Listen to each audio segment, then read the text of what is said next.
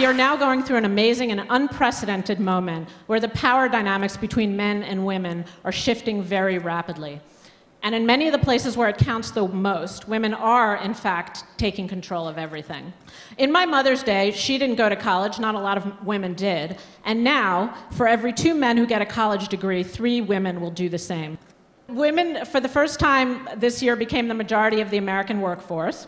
And they're starting to dominate lots of professions: doctors, lawyers, bankers, accountants. Over 50% of managers are women these days. And in the 15 professions projected to grow the most in the next decade, all but 2 of them are dominated by women. So the global economy is becoming a place where women are more successful than men, believe it or not. And this economic changes are starting to rapidly affect our culture, what our romantic comedies look like, what our marriages look like, what our dating lives look like, and our new set of superheroes. For a long time, this is the image of American manhood that dominated: tough, rugged, in control of his own environment. A few years ago, the Marlboro Man was retired and replaced by this much less impressive specimen, who is a parody of American manhood. And that's what we have in our commercials today. The phrase "firstborn son" is so deeply ingrained in our consciousness that this statistic alone shocked me. In American fertility clinics, 75% of couples are requesting girls and not boys. And in places where you wouldn't think, such as South Korea, India, and China, the very strict patriarchal societies are starting to break down a little, and families are no longer strongly preferring firstborn sons. If you think about this, if you just open your eyes to this possibility and start to connect the dots, you can see the evidence everywhere. You can see it in college graduation patterns, in job projections, in our marriage statistics. You can see it in the Icelandic elections, which you'll hear about later. And you can see it in South Korean surveys on son preference. That something amazing and unprecedented is happening with women. Certainly, this is not the first time that we've had great progress with women. The 20s and the 60s also come to mind. But the difference is that back then, it was driven by a very passionate feminist movement that was trying to project its own desires. Whereas this time, it's not about passion and it's not about any kind of movement. This is really just about the facts of this economic moment that we live in. The 200,000-year period in which men have been top dog is truly coming to an end, believe it or not. And that's why I talk about the end of men. Now, all you men out there, this is not the moment where you tune out or throw some tomatoes, because the point is that this is happening to all of us. I myself have a husband and a father and 2 sons whom I dearly love.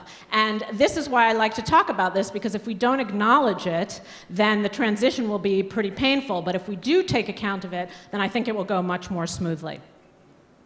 I first started thinking about this about a year and a half ago. I was reading headlines about the recession just like anyone else, and I started to notice a distinct pattern, that the recession was affecting men much more deeply than it was affecting women. And I remembered back to about 10 years ago when I read a book by Susan Faludi called Stiffed, The Betrayal of the American Man, in which she described how hard the recession had hit men. And I started to think about whether it had gotten worse this time around in this recession. And what I realized that 2 things were different this time around. The first was that these were no longer just temporary hits that the recession was giving men, that this was reflecting a deeper underlying shift in our global economy. And second, that the story was no longer just about the crisis of men, but it was also about what was happening to women. And now look at this second set of slides. These are headlines about what's been going on with women in the next few years. These are things we never could have imagined a few years ago.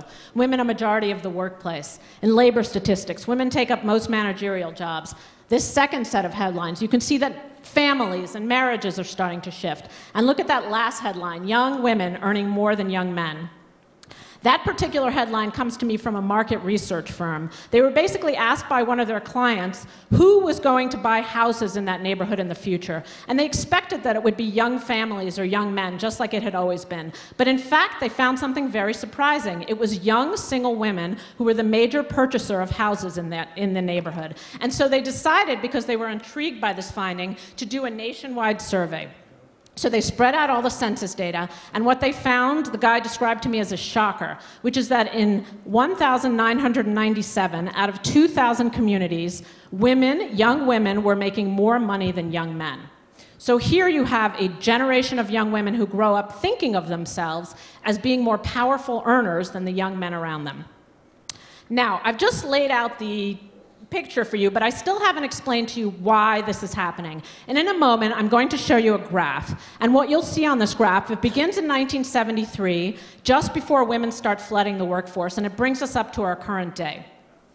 And basically what you'll see is that what economists talk about as the polarization of the economy. Now, what does that mean? It means that the economy is dividing into high-skill, high-wage jobs and low-skill, low-wage jobs, and that the middle-skill jobs and the middle-earning jobs are starting to drop out of the economy. This has been going on for 40 years now, but this process is affecting men very differently than it's affecting women. You'll see the women in red and you'll see the men in blue. You'll watch them both drop out of the middle class, but see what happens to women and see what happens to men.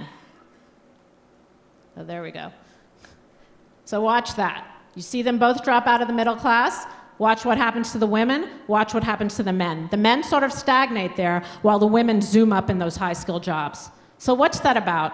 You know, it looks like women got some power boost on a video game, or, you know, like they've snuck in some secret serum into their birth control pills that lets them, you know, shoot up high. But of course it's not about that. What it's about is that the economy has changed a lot. We used to have a manufacturing economy, which was about building goods and products. And now we have a service economy and an information and creative economy.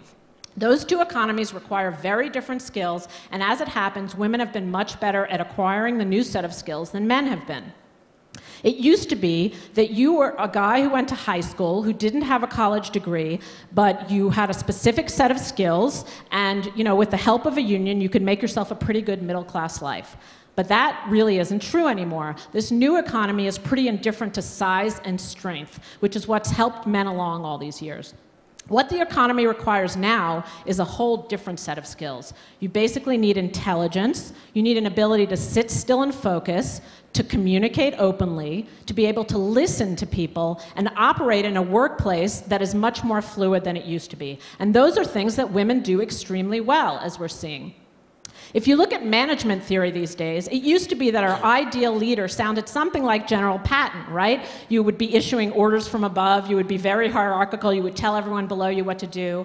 But that's not what an ideal leader is like now. If you read management books now, a leader is somebody who can foster creativity, who can get the employees, see, I still say his, who can get the employees to talk to each other, who can basically build teams and get them to be creative. And those are all things that women do very well. And then on top of that, that's created kind of a cascading effect. Women enter the workplace at the top, and then at the working class, all the new jobs that are created are the kinds of jobs that wives used to do for free at home. So that's childcare, elder care, and food preparation. So those are all the jobs that are growing, and those are jobs that women tend to do. Now, one day it might be that, you know, mothers will hire an out-of-work, you know, middle-aged former steelworker guy to watch their children at home, and that would be good for the men, but that hasn't quite happened yet. To see what's going to happen, you can't just look at the workforce that is now. You have to look at our future workforce. And here the story is fairly simple. Women are getting college degrees at a faster rate than men.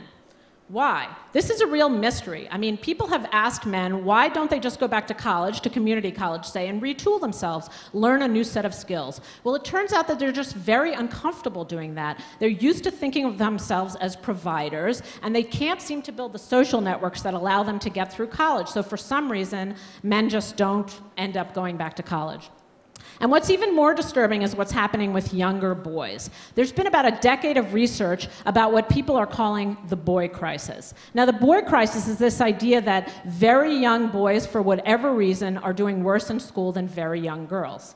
And people have theories about that. Is it because we have an excessively verbal curriculum and little girls are better at that than little boys, or that we require kids to sit still too much, and so boys initially feel like failures? And some people say it's because in 9th grade, boys start dropping out of school. Because I'm writing a book about all this, I'm still looking into it, so I don't have the answer, but in the meantime, I'm going to call on the worldwide education expert, who's my 10-year-old daughter, Noah, to talk to you about why the boys in her class do worse. The girls are obviously smarter. I mean, they have much larger vocabulary. They learn much faster. They are more controlled on the board today for losing recess tomorrow. only boys. And why is that? Showing they were just not listening to the class while the girls sat there very nicely. So there you go.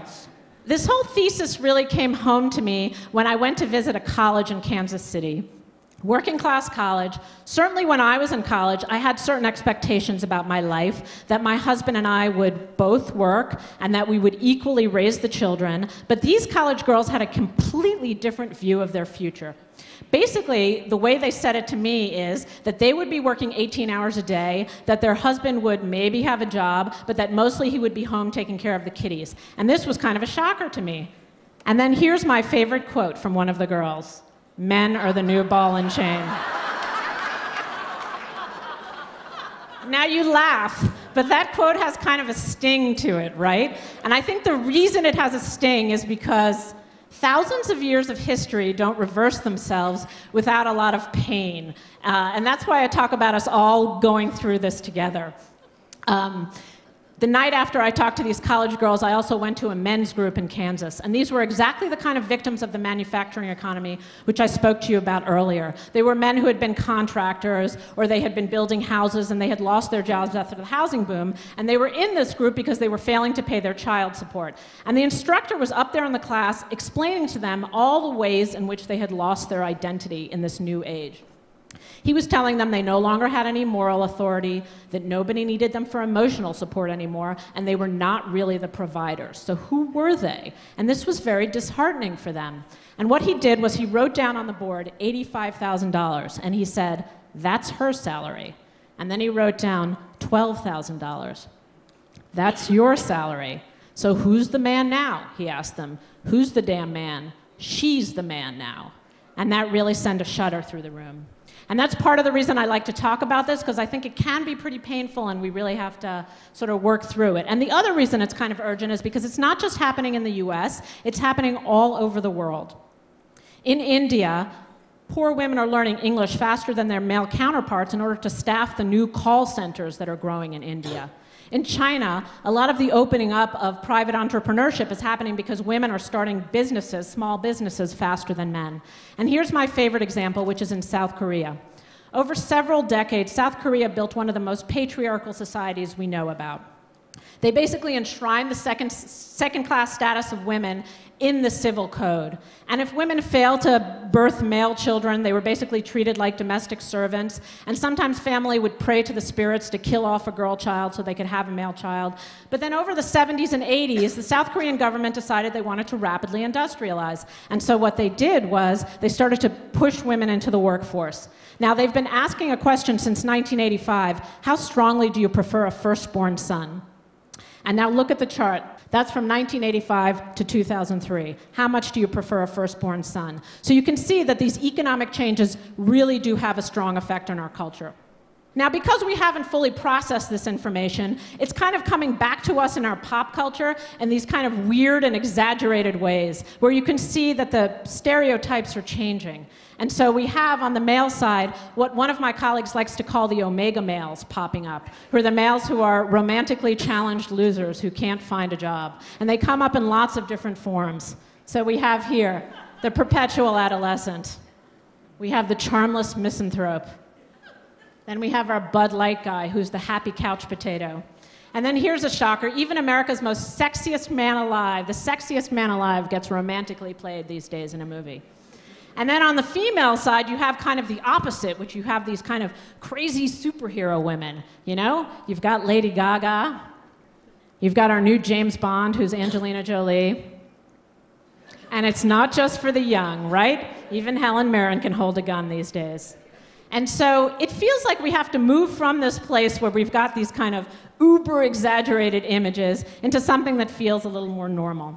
So for a long time in the economic sphere, we've lived with the term glass ceiling.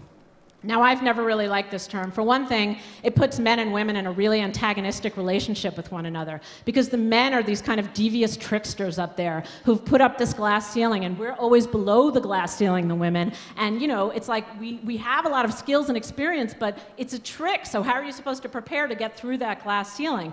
And also, shattering the glass ceiling is a terrible phrase. I mean, what crazy person would pop their head through a glass ceiling? So the image that I like to think of, instead of glass ceiling, is the high bridge.